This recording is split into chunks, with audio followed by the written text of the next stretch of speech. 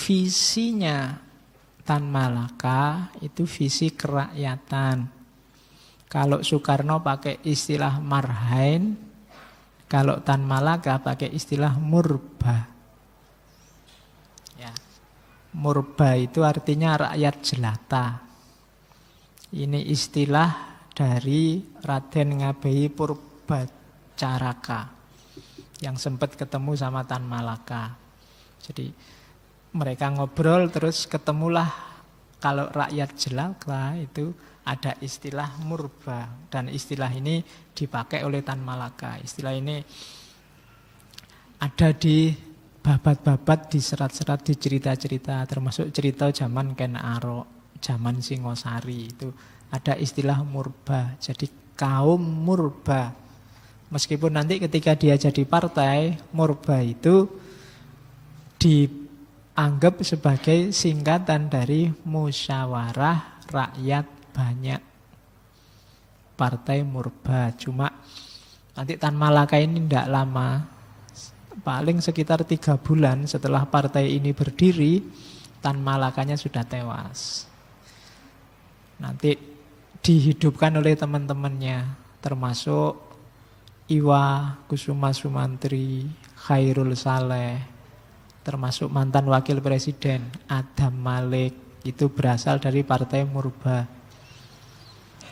Dan ya enggak terlalu sukses sebagai partai. Terakhir dulu tahun 2009 waktu dibuka lagi multipartai, juga dicoba didirikan lagi tapi tidak nyampe karena electoral threshold-nya sudah banyak turun. Tapi sebagai ideologi dia menjadi bibit nanti dari sosialisme, nasionalisme Indonesia. Jadi ini mirip dengan gagasan marhainismenya Soekarno. Jadi ingin rakyat Indonesia sejahtera seluruhnya. Musuhnya 2, kolonialisme, imperialisme, sama feudalisme. Oke, jadi visinya itu kerakyatan. Ingin rakyat Indonesia makmur sejahtera. Terus, nah itu tadi visinya. Kemudian sistem yang ditawarkan. Tan Malaka mengkritik model pemerintahan yang mengandalkan trias politika. Eksekutif, legislatif, yudikatif. Katanya Tan Malaka tidak efektif model semacam ini. Jadi kalau ada eksekutif, legislatif, yudikatif, yang menang tetap eksekutif. Karena yang terjun langsung menguasai sumber daya itu eksekutif. Yang lebih kuat itu pasti eksekutif. Dan eksekutif bisa mudah mempengaruhi legislatif. Dan isinya legislatif itu biasanya ya hanya orang-orang yang secara ekonomi kuat.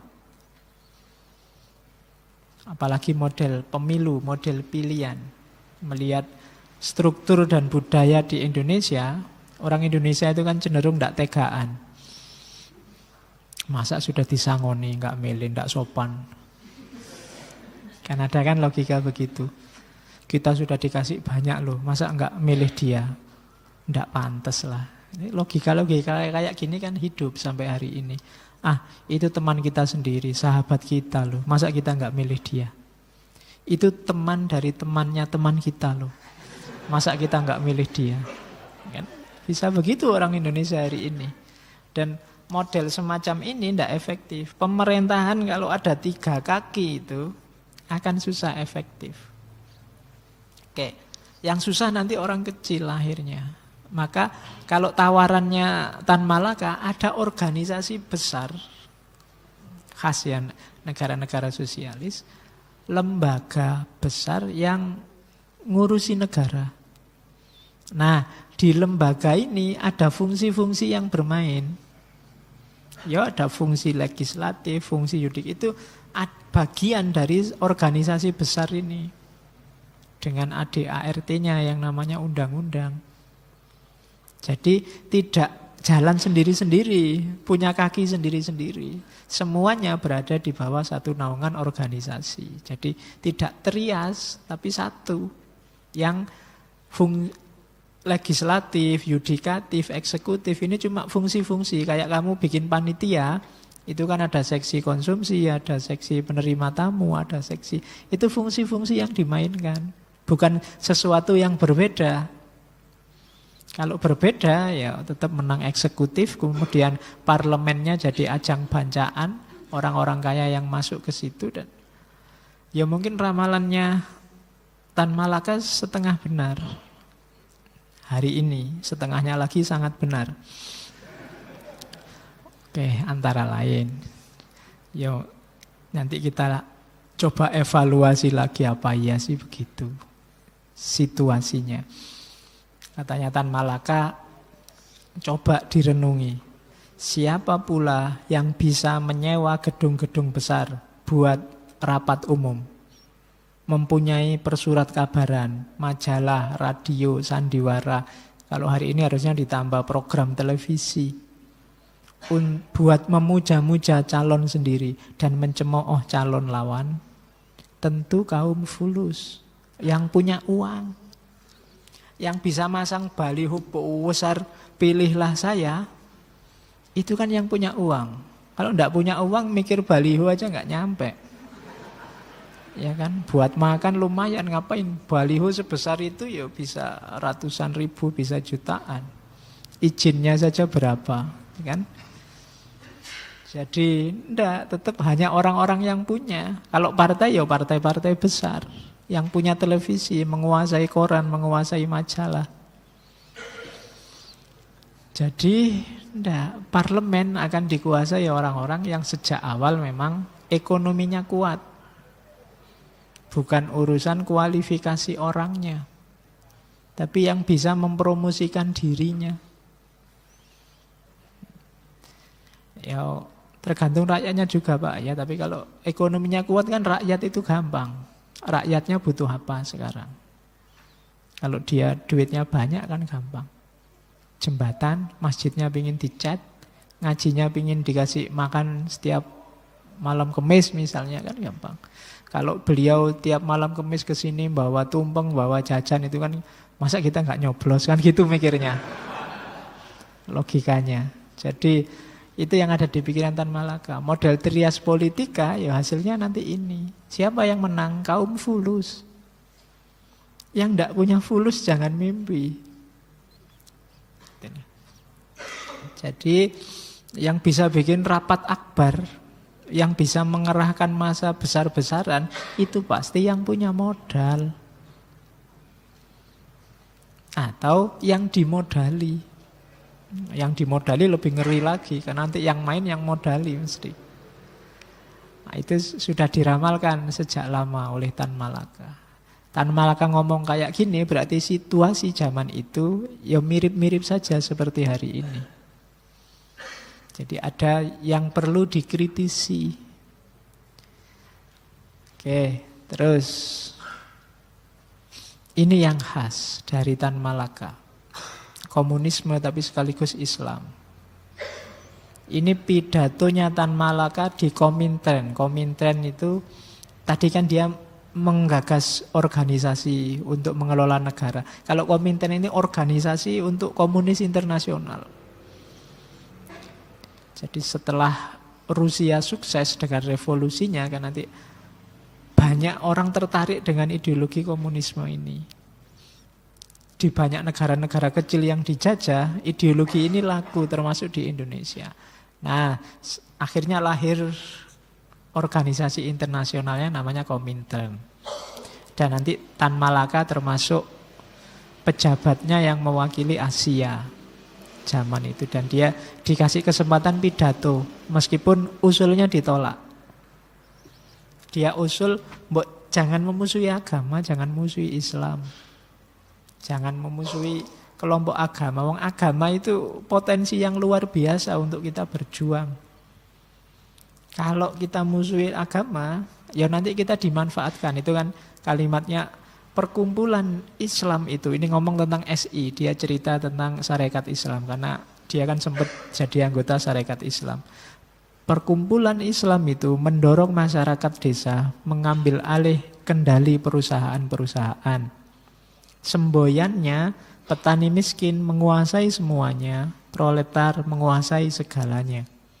Jadi SI telah melakukan propaganda yang sama dengan Partai Komunis. Cuma kadangkala dengan nama lain. Tapi karena ada kritik yang tak mengenakkan para pemimpin SI, pada 1921 terjadi perpecahan.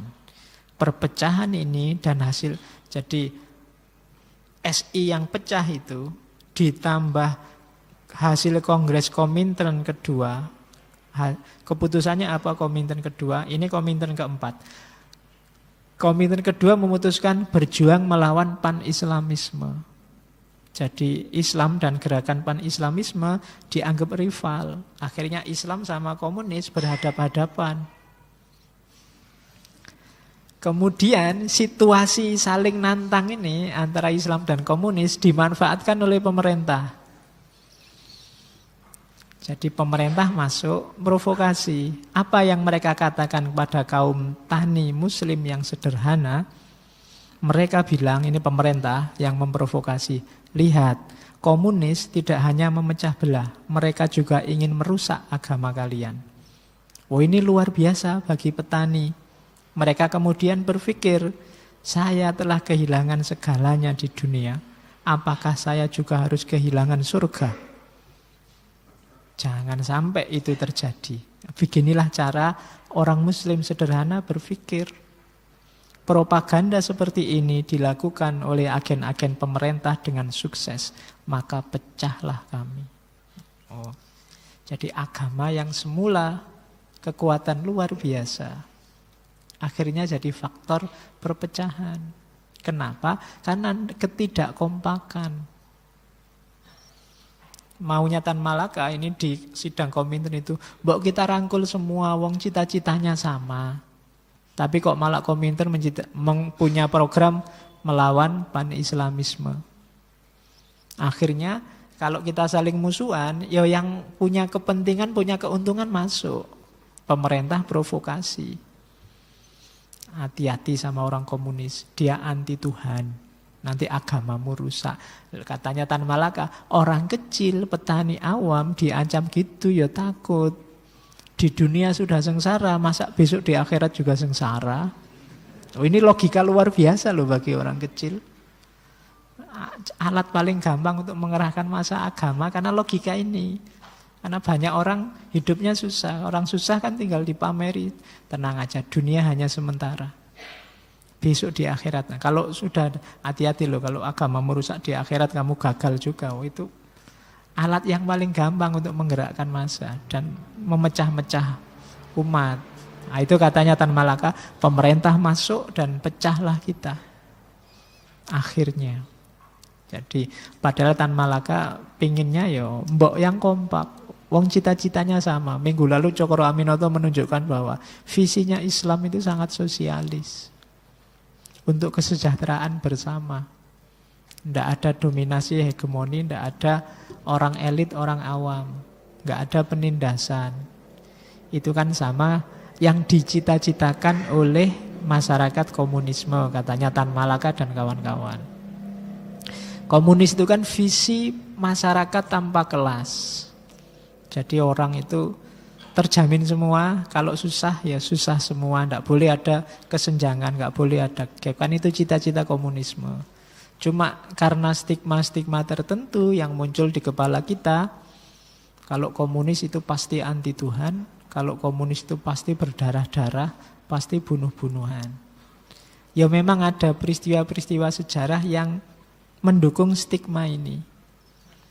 Cuma tidak selalu. Kalau dalam bahasa logika itu namanya slippery slope. Slippery slope. Kesalahan berpikir slippery slope. Dua hal yang berbeda disambungkan.